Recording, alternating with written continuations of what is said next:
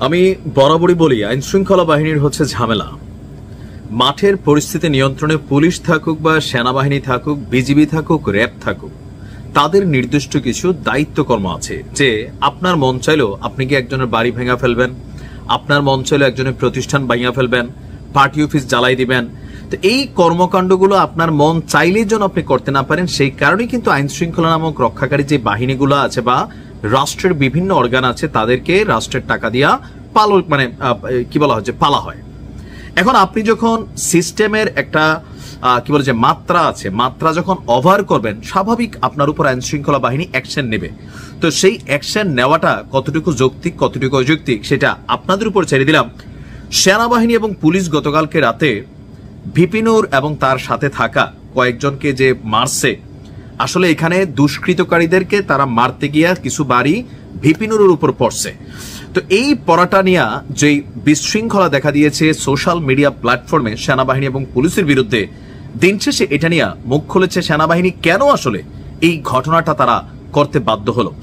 সেনাবাহিনী তাদের official verified Facebook পেজে এক বিজ্ঞপ্তিতে বিষয়টা ক্লিয়ার করেছে যে গতকাল রাত আনুমানিক 8টায় রাজধানীর কাকরাইল এলাকায় দুটি রাজনৈতিক দলের নেতাকর্মীদের মধ্যে সংঘর্ষ এবং ধাওয়া পাল্টা ধাওয়ার ঘটনা ঘটে। আমরা জানি একটা হচ্ছে গণ অধিকার পরিষদ, আরেকটা হচ্ছে জাতীয় পার্টি। গণ অধিকার পরিষদের যিনি নেতা আছেন ভিপিনুর, তিনি মাঝে মাঝে নিজেরা হাসনাত আব্দুল্লাহ অথবা সার্জিস আলমের মতন ভাবেন যে আওয়াজ দিল ঘটনা হয়ে গেল।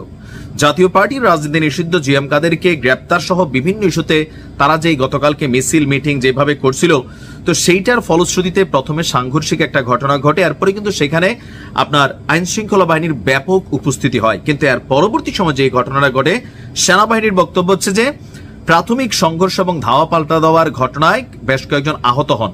পরিস্থিতি নিয়ন্ত্রণে আনতে সেনাবাহিনী এবং পুলিশ মোতায়েন করা হয়।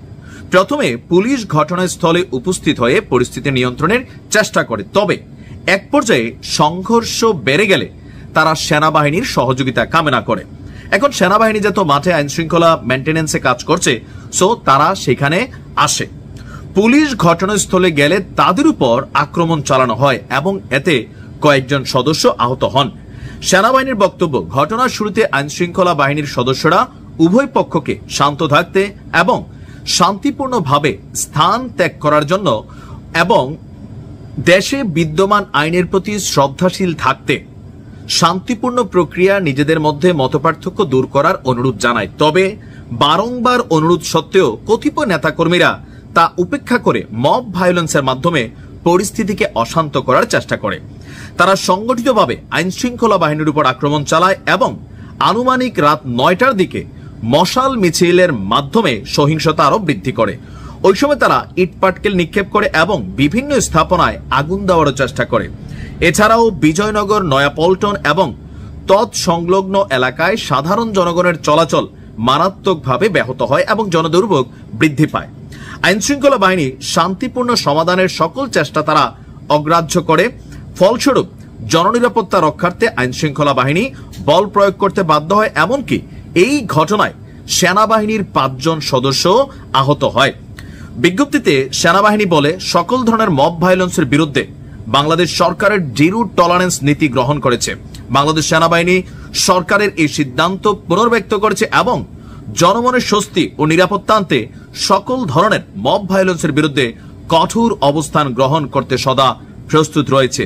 জননিরাপত্তা, আইন শৃঙ্খলা, শান্তি বজায় রাখতে সেনাবাহিনী সর্বদা বদ্ধপরিকর। স্যালুট এরকম শক্ত বক্তব্যের জন্য। দেখেন, বিপিনুর মাইর খেয়েছে, রাশেদ মাইর খেয়েছে, এখানে অনেকে মাইর খেয়েছে। আমার এটাতে ওই রকম ফিলিংস আসে নাই। কেন আসে নাই? যেই বক্তব্যগুলা ভিপিনুর আইন শৃঙ্খলা বাহিনীকে যে বন্দুকওয়ালা বইলা বইলা বলতেছিল, মানে এই দেশে সেনাবাহিনী এখন একটা কোন লেভেলে গেছে যে এদেরকে নিয়ে যা খুশি তাই বলা যায়, এরকম একটা সিচুয়েশন তৈরি হয়ে গেছে। যে কোনো জায়গায় আপনার যা খুশি আপনি তা করবেন, আপনার মন্না ছেলে আর বাড়ি ভেঙে দিবেন, হের পার্টি অফিস জ্বালাই দিবেন, যার টাকা খাইছেন তারা বাঁচানোর চেষ্টা করবেন। আপনার বিপরীতে গেলে আপনার যে ক্যাপাসিটি আছে সেটা নিয়ে মব তৈরির চেষ্টা করবেন। আর আইন শৃঙ্খলা বাহিনী যদি সেটাকে বাধা দিতে যায়, তখন ফেসিস্টের দোসর অমুক টমক ট্যাগ লাগাইয়া আইন শৃঙ্খলা বাহিনীকে আর বিতর্কিত করার কিন্তু সুযোগ আসলে নেই, কারণ মানুষ এখন এগুলা বোঝে।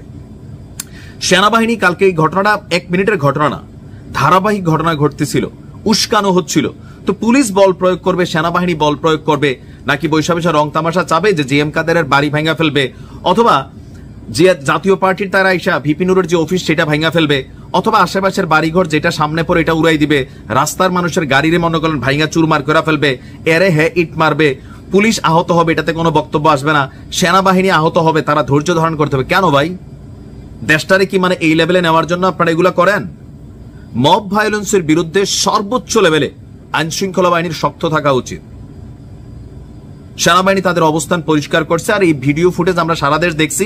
এখন সবাই বিষয়টা নিয়ে সেন্সেশনাল ইস্যু তৈরি করা ট্রাই করতেছেন, পুলিশ এবং সেনাবাহিনীর বিরুদ্ধে বক্তব্য আসা শুরু হয়েছে।